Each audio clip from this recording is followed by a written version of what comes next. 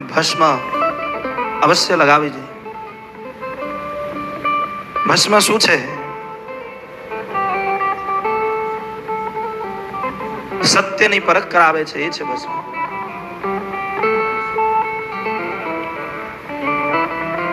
ભગવાન શિવે ભસ્મને ગ્રહણ કરી છે અને કહે છે, આ સંદેશો આપે છે સંસારને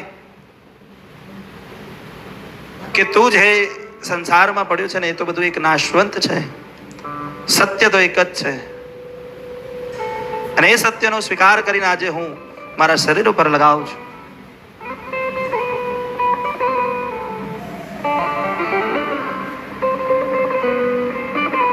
ભગવાન શિવે ભસ્મનો સ્વીકાર કર્યો છે. ભસ્મના પણ પ્રકાર હોય છે. શ્રુત ભસ્મ, સ્માર્ત ભસ્મ,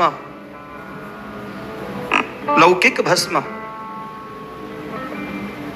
શ્રુત ભસ્મ એટલે વેદ મંત્રોથી જે બનાવવામાં તૈયાર કરવામાં આવે એને શ્રુત ભસ્મ કહેવાય. ત્યાર પછી એ જે વેદ મંત્રથી તૈયાર કરવામાં તો આવી છે, પણ એમનો જે છાણું છે એ કપિલા ગાયનું જોઈએ. કપિલા ગાયના છાણમાંથી જે ભસ્મ વેદ મંત્રથી જે મંત્રથી ઉત્પન્ન થાય અને એ ભસ્મ છે એને કહેવાય છે શ્રુત ભસ્મ. સ્માર્ત ભસ્મ એટલે કે જે પુરાણોક્ત મંત્રથી તૈયાર કરવામાં આવે છે તેને સ્માર્ત ભસ્મ કહેવાય છે. લૌકિક ભસ્મ એટલે કે આપણે પહેલાના જમાનામાં જે ચૂલો પ્રગટાવતા હતા એ ચૂલાની જે ભસ્મ થાય, જે રાખ થાય એને લૌકિક ભસ્મ કહેવાય.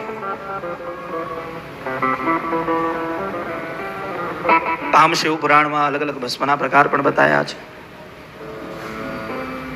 જાબાલ ઋષિએ એક ભસ્મનો મંત્ર પણ તૈયાર કર્યો છે. ભસ્મનું તિલક તો નિત્ય દરેક વ્યક્તિએ કરવું જોઈએ. ભગવાન શિવની પૂજામાં જો ભસ્મ ના હોય તો એ ભસ્મથી પૂજા પૂરી થતી નથી. ભસ્મ વગરની પૂજા એ ભગવાન શિવને અર્પણ થતી નથી. અને કશું જ ના હોય પણ ભસ્મ ખાલી લગાવો તો ભગવાન શિવની પૂજા પૂરી થઈ જાય.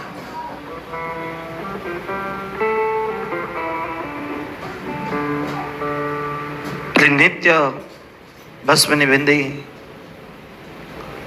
ભલે ત્રિપુણ તો ના કરો,